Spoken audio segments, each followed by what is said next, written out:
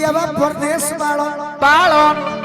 अब मेहरारू घरे बिया बीर अब पहले के मेहरारू हाँ जी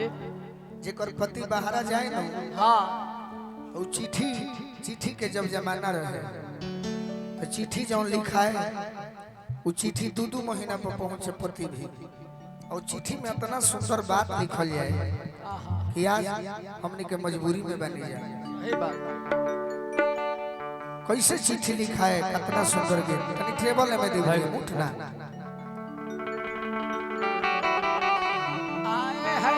कैसे लिखा मगल बाबा कैसे कैसे भाव में हेलो बढ़ा दिया करो भैया लेवल अरे की गवना करवाला पिया हो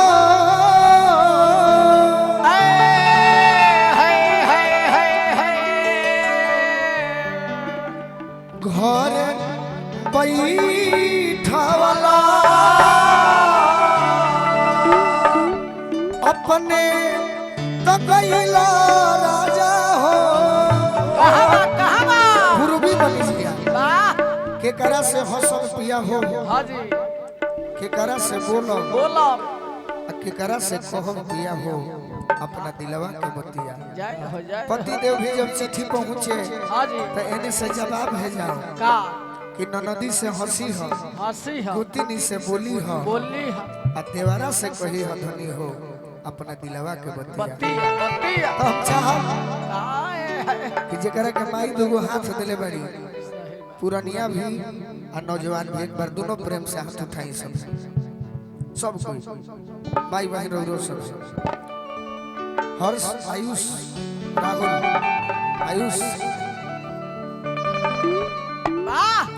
वह गीत अरे लगवाला पिया हो महुआ रे लगवाला पिया हो महुआ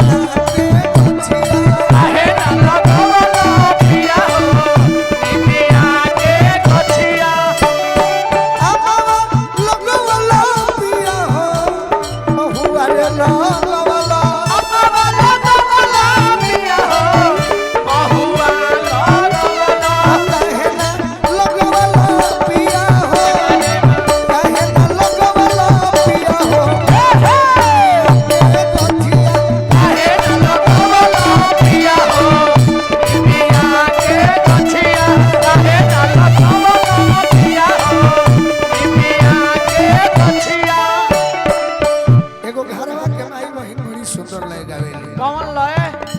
मिया के डारी मैया हो कि झूल रे झूली ना दिया के डारी मैया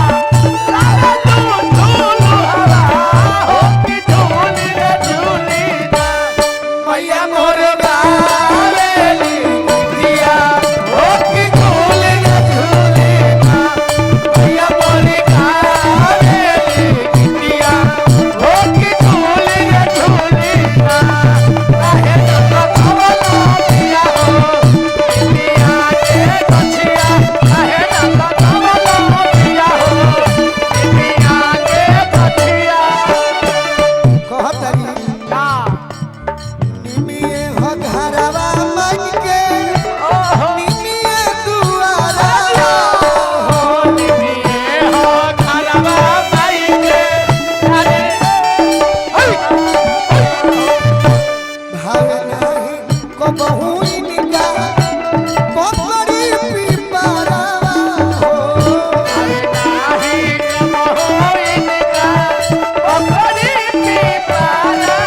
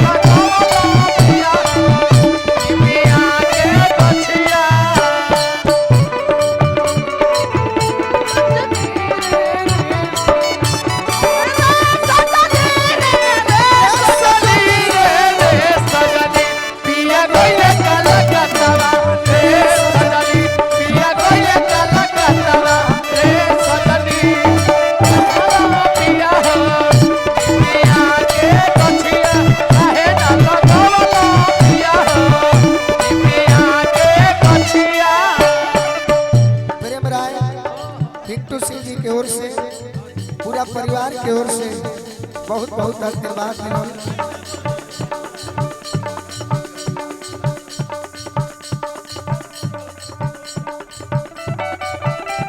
अरे तो निमिया के गछिया काहे ना लगावला पिया हो निमिया के गछिया बड़ी महत्वपूर्ण पुरस्कार समाज सेवी भावी प्रधान पद प्रत्याशी पप्पू राय जी इंद्रपुर जिला बलिया पूर्व जिला पंचायत सदस्य भट्टाचार्य सिंह जी भावी जिला पंचायत प्रत्याशी दिग्विजय सिंह जी की ओर से आशीर्वाद मिला। नीमिये के तरवा बनी ऊंच चौतारा हो के तरवा बनी ऊंच चौतारा हो ताही पर गवैनी गोलू राजा से पचारा हो पर गवैनी गोलू राजा से बचारा हो शीशम लगवला पिया हो सगवन लगवला बचारा पिया हो सिसवन लागवला लगवला पिया हो लगवला पिया हो हई हई काहे ना लगावला पिया हो निमिया के गछिया काहे ना लगावला पिया हो निमिया के गछिया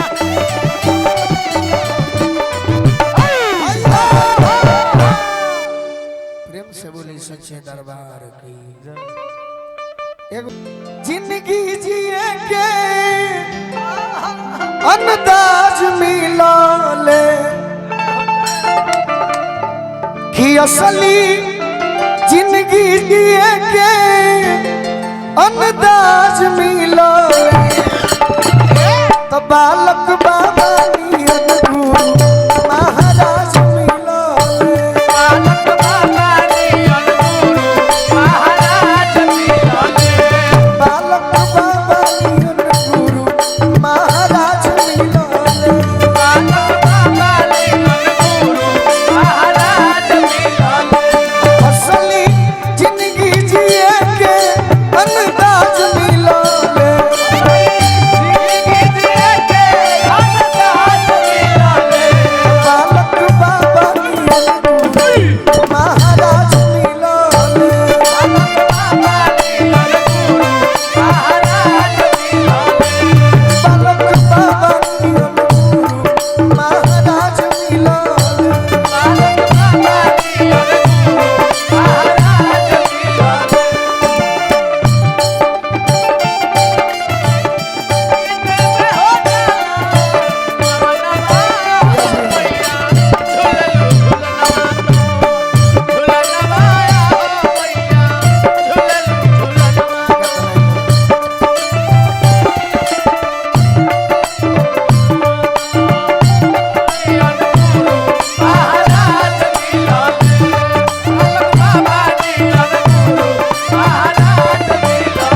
और का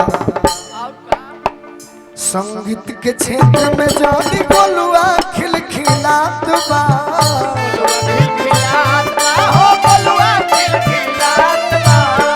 सच कहतानी कृपाई है के सच्चा